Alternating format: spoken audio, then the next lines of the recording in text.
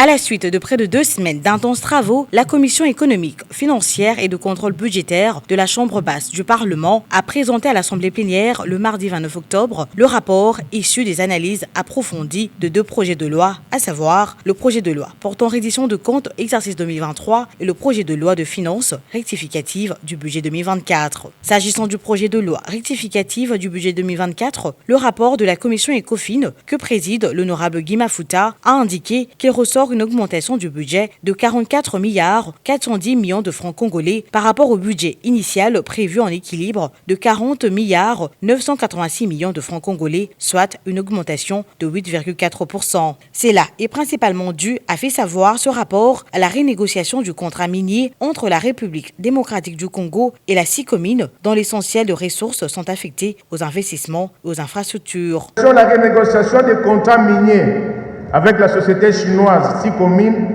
a généré des ressources additionnelles de l'ordre de 300 millions l'an établis et étalés sur 15 ans à côté des appuis budgétaires provenant notamment de l'Agence française de développement de l'ordre de 15 millions ont contraint le gouvernement de la République, se conformant à la loi des finances publiques, à initier la présente loi rectificative sous examen.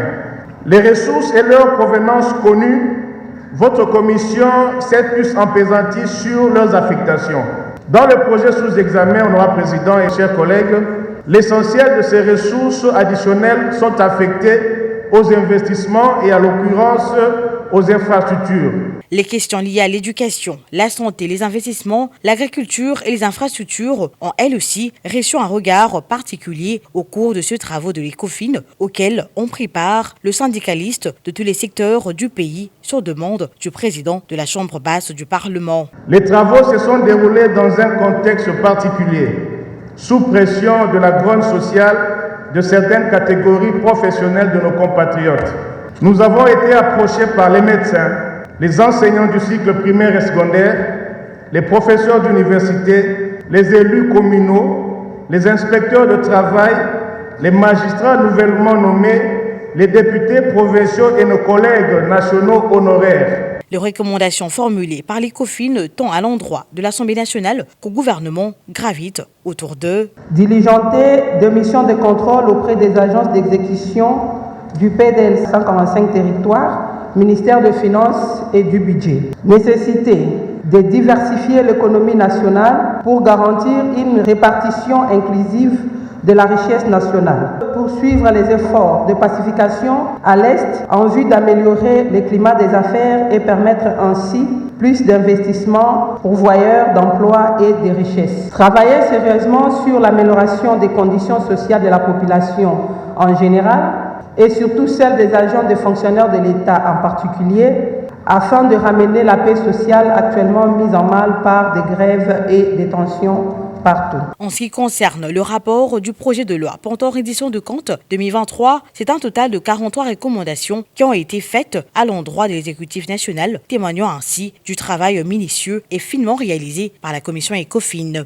Diligenter une mission mixte, Assemblée nationale, pour des comptes auprès du gouvernement, afin de mettre en lumière tous les dysfonctionnements institutionnels qui favorisent des détournements massifs des fonds de l'État en toute impunité, de masquer tous les responsables et les déférer devant les juridictions compétentes.